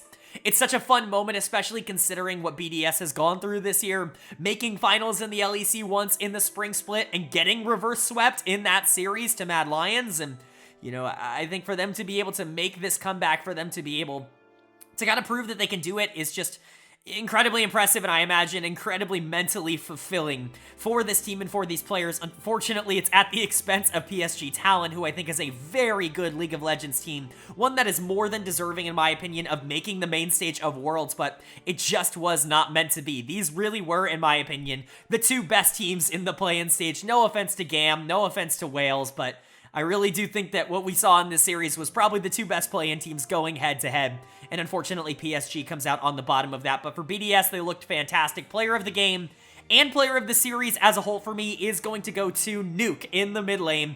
Awesome stuff coming in from Nuke. He was so influential in the back half of this series. I was critical of him in the beginning of this series, as I've been with Nuke. Feels like I'm always 1 foot in, 1 foot out with him. That's probably the best way to describe the takes that I've had on this channel, where I've consistently been like, he's playing really well, but I don't know if it's sustainable, and then I'll start to buy and I'll be like, okay, he's played really well for a long period of time, and then I'll have a couple of really bad games, and it's like, even in a series like this, game 1 was really miserable, game 2 was really miserable, but he, single-handedly carried game 3, and he was awesome here in game 5. He was still really good in game 4 on the Casio. There's so much to like about Nuke as a player. He just needs to be able to shore up the consistency. But man, when you get performances like this, it's super impressive. Obviously, the quadra kill to cap it off at the end of the game on the Tristana. I've talked endlessly about Tristana. I'm surprised that we haven't seen more of her. I know she's been banned quite a bit at this tournament, but even when she's not banned, she's not getting picked. She's really not one of the highly prioritized mid laners in the game right now, and I just don't agree with that. I think Trist and Jace are still in very good positions as AD mid laners, so long as you have something like a Maokai that you can play off of, and Nuke kind of showing the power of that here. Not only is Trist really good early, because she is really good early, and I think R5 Trist into Taliyah actually negates a lot of the strengths that Taliyah has. You still have a lot of mid-game pressure there, but especially if Trist wins early, you can do a lot to build off of that, but she's a phenomenal team fighter. Pairing her up with Zeri and even like a Maokai, right? That's a very dangerous trio to have to deal with in a front-to-back 5v5. And you've got a lot of tools to be able to initiate something like that. So I like the pick, and I think Nuke obviously executed it really well. He was really good in the back half of the series, and I would be remiss not to give him his flowers. Adam, also, you just have to shout out the Darius coming out here in Game 5. He played 4 of the 5 Gods champions, and I think that that's always going to be fun. I'm just glad to see Adam not only make an international stage since his last time on Fnatic, but do it in a way that is very true to him as a player and his playstyle and the champions that he likes to play, what got him here in the first place, what has kind of made him become the most eclectic and interesting player in the LEC, in my opinion. He was awesome in this series, another good Darius game, definitely the better top laner between these two, which we will talk about. Sheo continues to have the same narrative that he's had this entire tournament, really stable, really consistent, is a great player to make everybody else on the team look like $1,000,000, even if he's not individually carrying in terms of damage. And then Crownie and Labrov, talk about a turnaround, man. Crownie playing the second half of the series looked fantastic. The 2 games of Kai'Sa are definitely the standouts, specifically Game 4, but even the Zeri in Game 5 was so much better than the same champion in Game 2. It just felt like the confidence went through the roof. Now, I will say, I don't love Zeri in this matchup. I think that Crownie still is a little bit set in his ways in terms of some of the champions that he's going to be picking, but banning Kai'Sa, Xayah, and Kalista, you are pushed down the pyramid a little bit in terms of ADCs. Labrov has been solid this entire run. In general, it was definitely more of a solo lane focused series for BDS, but they can win a lot of those. Adam and Nuke are good players, and clearly they showed that in this series. And then for PSG, this is then like the worst possible way the year season could come to an end, considering the expectations. I think this team very much expected to be able to make it out of play-ins and into the main stage of Worlds, being the #1 seed from the PCS, who honestly looks fantastic right now. That region in general, them, the VCS, both look really good as minor regions, but it just wasn't enough. You were very, very close. I think Maple played out of his mind in this series. I truly do believe that he played exactly as I would have expected him to, even though this team ended up losing down the stretch. I think games 3 and 5 for him were still really great, even in losses. He was very active, and the Taliyah in general is a pick that we've seen a lot of mid laners really struggle to make use of and to make it look effective and useful. Maple did not have that issue on that champion. Just very impressive stuff. Gen.G didn't quite have the series that maybe they were looking for. I think that was probably the missing piece in terms of being able to close this out. In the final 3 games was Gen.G having one of those fantastic performances. But remember, Gen.G is one of those players, even back in the LPL on EDG, that was much more of a facilitator. The reason that he fit so well on that team and the reason that I was so positive about him on this team is that what Gen.G has done over his entire career is make everyone that he plays with look a lot better. And while that can be really good, in a lot of scenarios, if the rest of the players aren't exactly living up to that expectation, it's not really in his DNA to be able to turn that around on his own, which was the problem. Aja was really bad in this series. There's really no other way to put it. I'm not going to say that was a good take from me, but I was one of the lowest, if not the lowest analyst I saw on Aja going into this tournament. Everybody was ranking him as one of the best play-in top laners. I just didn't see it, right? I didn't see it on tape, and I think that definitely kind of translated into the World Championships. Wacko and Woody continued to be a weakness, especially as the series went on. Woody was actually pretty miserable. Aja and Woody were pretty big hindrances down the stretch in the final 3 games for this team. Wacko was, I guess, fine. He didn't really make any major errors, but when you look at this team comp, especially in game number 5, it's all on the Aphelios. You can have mid-game pressure from the Jarvan and the Taliyah in particular. If you want to bring Gnar down to potentially fight over a Rift Herald, I could see a scenario in which that ends up working, but Wacko simply has to win lane, and he has to be able to get online for this comp to be able to survive at all in the late game, and it just wasn't enough. And so that's kind of the story for PSG. It just wasn't enough today. It was so close, going up 2-0, and losing the series has to be completely heartbreaking. But again, so many of these players performed well over the course of this year. Gen.G and Maple are stars. Aja did kind of have a breakout year in the PCS, being an MVP candidate, and Wacko and Woody, I think definitely made strides as well. They just couldn't quite get the job done against the best team in the play-ins, and that was BDS. They are moving on to the main stage. I don't exactly know what this team's upside is when you look at their potential matchups. It's not ideal. This is a team that relies a ton on being able to just kind of outplay and outskill opponents on their comfort champions. Obviously, Adam and Nuke kind of in that category, but Crownie and Labrov are definitely still a question mark, or Crownie in particular has kind of been a question mark, and I don't know if Sheo is going to be able to be as consistent of a facilitator, maybe against some of the best junglers in the world. That would certainly be a concern, but I've learned not to doubt BDS anymore. I had them as my number 10 team in the LEC in January at the start of this season, and the only thing that they have done is completely prove me wrong every step of the way. They are now in the top stage of Worlds, and, really, if anybody had predicted that at the beginning of the year, they would have been called crazy. This team has been fantastic. They have developed incredibly well, and this org has proven that they are committed towards getting their homegrown talent, a lot of these people coming in from Academy, into a really good spot. And so for BDS, you just have to be excited for this org and for this team. They absolutely earned it today. Alright, but that is going to do it for my play-in finals overview and analysis video. We know the two teams that have made it out of the play-ins, and we are officially on the road to the main stage of Worlds. Swiss Day 1 is just around the corner, and boy, am I incredibly excited to cover it. Of course, we're going to be covering it every single day on this channel, but let's quickly go over some of these Day 1 matchups that we get to cover. Obviously, it's going to be all week. If you're unfamiliar with the format, I'm very quickly going to go over it for you. It's Swiss format, so if you're not familiar with maybe fighting games or, other types of tournaments, TCGs, in other competitive fields, the way Swiss format works is that every team starts off at 0-0, and they will be paired up against another team. I think they're seeded or pooled based on their seeding and performance, which is obviously important in situations like this, but they get matched up against somebody that they play. If you win, you become 1-0. If you lose, you become 0-1.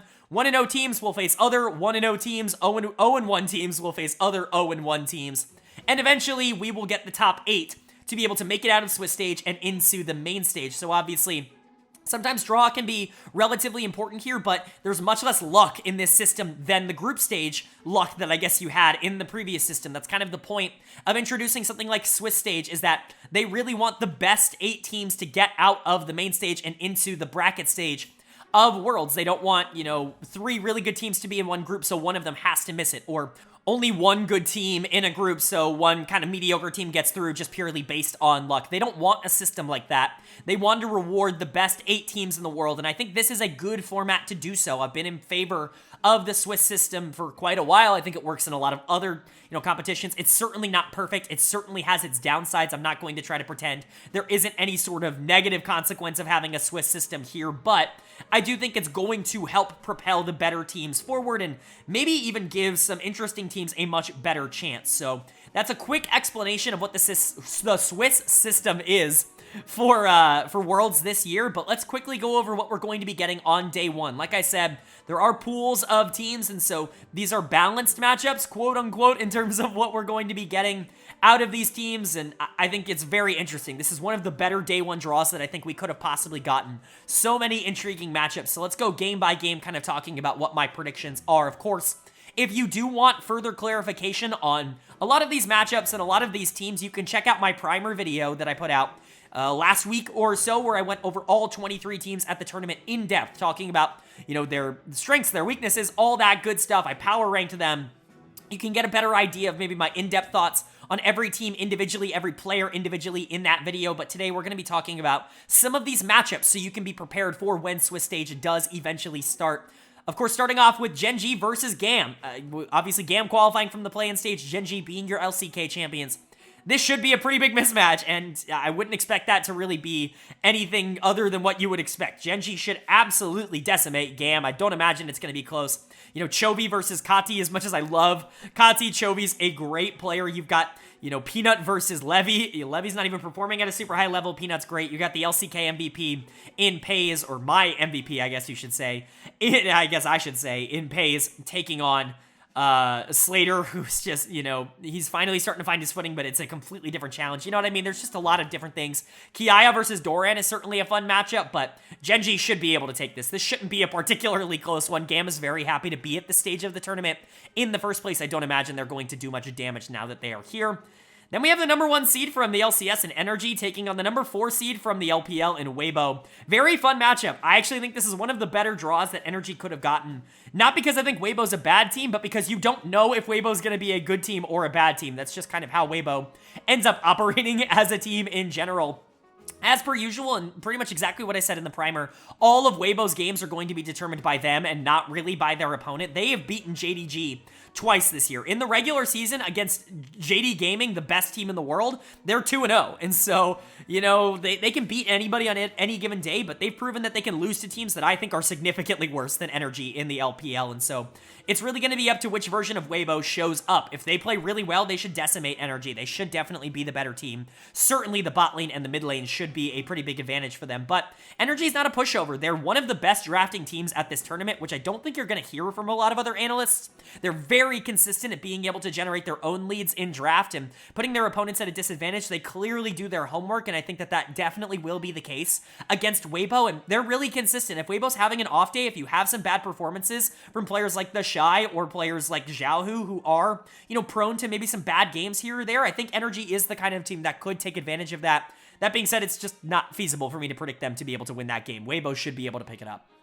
Then G2 versus DK, in my opinion, the second most interesting, or maybe even the third. I don't know, there's a lot of interesting games on day one. One of the most interesting games on day number one here. G2 taking on Damwon or D plus Kia is very, very fun. I think this really could go either way. I have both of these teams in my B tier. G2 being, of course, the number one seed from the LEC. They are clear-cut, in my opinion, the best team in the West. I don't even think it's really up for debate. They're my only Western team in the B tier. I did get a lot of pushback, though, putting them at number 9 in my power rankings, not in the top 8, because I just think that the 8 Eastern teams at this tournament are that good. I really do think that the LPL and the LCK are that far ahead. Although I think if any team is going to be able to compete with them, it's G2. My big concern is that when you look at the positions, there's really only 1 or 2 that you could say that G2 really matches up well against DK with, and that's support, which I think is, really good for G2. I think you can make an argument that Mickey is just as good, if not better, than Kellen has been this year, and I'm very high on Kellen. I just think Mickey's very good as well. And then top lane as well, where I think Kana obviously can be a little bit more hit or miss. He's been more hit than people give him credit for this year, but Broken Blade has been awesome in the LEC. I think a lot of the other positions, which are the strengths of G2, though, are concerns. Yike going into Canyon, that's a concern. And Yike in his first ever Worlds game has to play against Canyon, maybe the greatest jungler of all time. I know Canyon's not in great form, but it's certainly something to keep in mind. And then you've got Caps into Showmaker. I think, Showmaker's been underratedly very good this year, the best player on DK. And Caps is, he's good. He's great. He's just not the Caps from 2019 anymore. He's going to take more risks, and he's going to lose some of those, 50-50s more so than he did before. So certainly an intriguing matchup. And then Deft versus Hansam. I just think Deft is a better version of it. Maybe Hans is given more resources by his team, but Deft has been fantastic throughout the year. I'm going to take DK in this one, even though I really don't want to. I want to be able to take G2. And I do think this is going to be an interesting series, but DK is a team that I really do believe in, maybe more so than your average analyst. And then JD Gaming versus BDS. This, again, should also kind of be a slaughter. JD Gaming is the best team in the world until proven otherwise. They have done everything that they need to do to prove that. LPL Spring Champions, check. MSI Champions, check. LPL Summer Champions, check. Like, what else do they really need to accomplish? Even Kanavi and Ruler won the Asian Games this year, and so they've basically won almost everything that they can win. BDS, as much as I like them and as much as I just hyped them up in the series that we talked about, they're not on JD Gaming's level, and this should be a slaughter. JDG should be able to take this pretty easily. T1 versus TL is a very fun matchup. I love that these two teams got drawn against each other. I think TL is maybe the weakest team in the main stage. I mean, other than GAM, I think you could argue that TL is maybe the weakest team. They've been super inconsistent over the course of this year. They didn't even make top 6 in the spring split, but obviously they were really good in the summer split for portions of the season. Their entire team is entirely dependent on the performance of the top side of the map. Summit and Pioshik as their top jungle control so much of the narrative surrounding TL and what they're capable of doing that if they're performing well, they're going to be an interesting team to play against and a difficult out because they can win 1v1 in a lot of matchups that you maybe wouldn't anticipate. However, T1's built a little bit different, and I would say that, Summit versus Zeus, like, Summit's a great player, but I don't even think at his best he's on Zeus's level, who has been playing a lot better as of late. He was awesome in the LCK playoffs, and then the more interesting matchup to me is Pioshik versus Owner, obviously a rematch of World Finals last year, which is always fun, but Owner's definitely on the downswing in terms of what he's been able to do recently, but he should still be better than Pioshik. Everybody else, Faker versus APA, that's not good for TL, in my opinion. You've got the bot lane matchup of Guma and Keria versus Yawn and Core. As much as I love Yawn and Core, and I think that they're undervalued, I think that, Guma and Keria are obviously fantastic. This should be a T1 win relatively easily. And then the Western matchup of round number 1, the one that I think a lot of Western fans are going to be looking at, Cloud9 and Mad Lions. Love this matchup. I'm so happy these two got paired up together. One of the other matchups that I'm most excited for. Cloud9 is a team that is full of ridiculous amounts of talent, especially in comparison to a lot of the other Western teams. Berserker and Blabber are just two players that I don't think are particularly matched by a lot of other Western teams outside of G2 in terms of what they're actually able to accomplish. I know that a lot of people don't like to give a lot of credence and a lot of respect to LCS players, but you simply have to for those two because of just how good they are. Berserker is very possibly going to be a starting LCK AD carry next year, and not for a bottom team, for a top team. And Blabber is somebody who I think has consistently shown, even internationally, that he can hang with anybody in the world when he is on. It's the rest of the team that you have question marks about. Fudge, Eminence, Sven. They have their problems, and I think playstyle-wise, they've gotten a little bit complacent in terms of how they play the game out. They really just try to skill check their opponents domestically, and that's just not going to work internationally. However, they might be able to get away with that against Mad Lions, who, yes, I do love, and I spent a lot of the year hyping up Mad as a team that everybody was underestimating because everybody was talking about how they just weren't as good as their record. And I was like, they're the only team that made finals in both winter and spring. They won the spring split. They took down G2 in the playoffs. I get that MSI didn't look great. I get that summer split wasn't great. But they won against Excel to qualify for Worlds after, you know, kind of really shitting the bed in summer. And they looked pretty good in that tournament. Not great. They still have their question marks. But if Elyoya and Niski can get back online and get that synergy together that they've had for the last 2 years, and specifically what they had in like winter or in summer of 2022, that's going to be very dangerous for C9 to go into because they're very difficult to pin down. They can both be both facilitators and carries whenever necessary, and so could be an interesting thing there. Like I said before, I think Karzi's actually playing better than he has all year long, and in quite a few years at the current moment. Hylissang has been great. Chasey was a question mark for sure in the season finals, where he completely he self-destructed in the season finals. There's really no other way to say it, but the thing about Chasey is he's stepped up in the most important games throughout the rest of the year. When you're talking about the playoffs, he was the playoff performer for Matt until the season finals, so definitely an interesting matchup. I'm tentatively going to go with Cloud9 in this one. I think they should be better, but I don't think Mad is underdogs by any means. That's much closer to a 50-50, I think, than Cloud9 dominating. I just think Berserker's the best player in the series, and Blabber's probably the second best, and that should push them over the edge. Then, the big one, like really the most interesting matchup of round one, in my opinion, Billy versus KT Rolster. I can't believe we're getting this in round one. This is certainly the most evenly matched matchup in round one, in my opinion, between top teams. I think G2 and DK are definitely in that conversation, but BLG versus KT is a battle between two top 5 teams at this tournament, arguably. And I think it's going to be a lot of fun. Now, KT is not exactly in the best of form after just not accomplishing what they wanted to do in summer playoffs, being the number 1 seed, losing to T1 twice. It's not really what they were looking for. However, they really haven't lost to anyone other than T1. They lost to Gen.G in the regular season at the beginning of summer, but they beat them the second time around. And so KT could very well be a team that could win Worlds. And you could say the same thing about Billy. They made MSI finals. They did, you know, they are in a similar boat where their form is significantly worse now than it was even just a couple of months ago.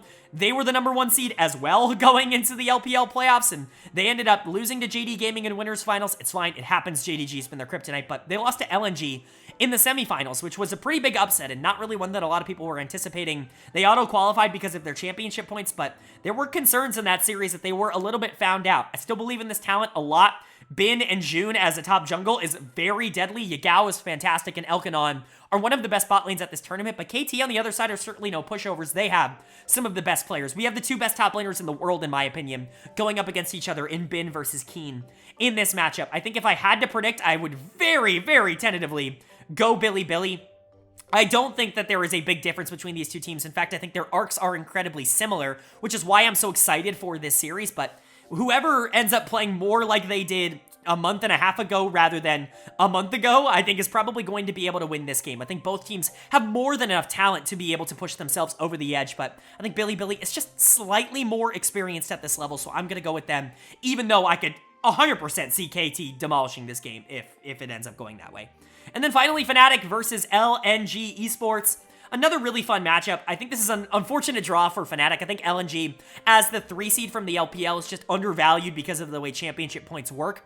In the LPL, they were a finalist in the summer split, and I think you can make an argument they're a top 2, top 3 team at this tournament. I had them at number 4 in my power rankings, but if you wanted to put them at number 2 in terms of how they have been performing recently, if you really just don't value the LCK that highly, I could understand that. Like, they really have been that good, and on paper, they're maybe the scariest team outside of JD Gaming at this World Championships. The trio of Tarzan, Scout, and Gala is the best, like, outside of JDG in the world. There really is no other trio on any other team that is quite as strong, and it's not like Zika and Hong are, like, weak points for this team at all. They're really, really solid. Fnatic is a good team, though.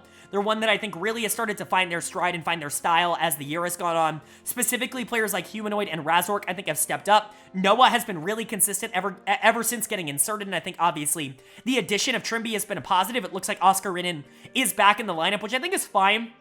Wunder was really good for this team as well, and so I think both top laners are generally positives, but it's just a big ask to ask them to go up against LNG in their first game and be able to take them down. I'm going to favor LNG in this one, not because I think Fnatic is bad, but rather because I think LNG is like legit world class, like world finals potential, and I just don't know if I see that out of Fnatic. I think that there's a possibility that maybe some of these players stay interesting, but like I'm worried about Humanoid into Scout. Humanoid, a player who plays really aggro in lane and, you know, opens up opportunities for other players to be able to take advantage of his positioning. LNG is definitely the kind of team that will do that. You know, Noah, somebody who has been a little bit more shaky in recent weeks than he was in most of the summer split, going up against Gala and Hong, who's a very aggressive support. Like, I just don't know if I love the matchup for Fnatic, so I'm going to predict LNG, but I do like Fnatic as a team, so those are going to be my previews for day one. That's going to be all my predictions and everything. I really do hope you guys enjoyed. If you did, please leave a like. It really does mean a lot to me. Lets me know you guys are enjoying the content, and it helps get this video out to a lot more people. Of course, if you're new here, hit the subscribe button. We're going to be posting about every single day of Worlds. As soon as Swiss starts, you're going to know about it on this channel. We're going to go over every single game, every single day up until the end of the World Finals. Of course, we'll be doing off-season content and everything as well. So if you enjoyed this video, you're probably going to enjoy a lot of the rest of the content. Hit subscribe and hit that bell so you can be notified when those videos do end up going live. But with all that being said, I hope you all are having a great day. Hope you continue to have a great day. And I will see you all later.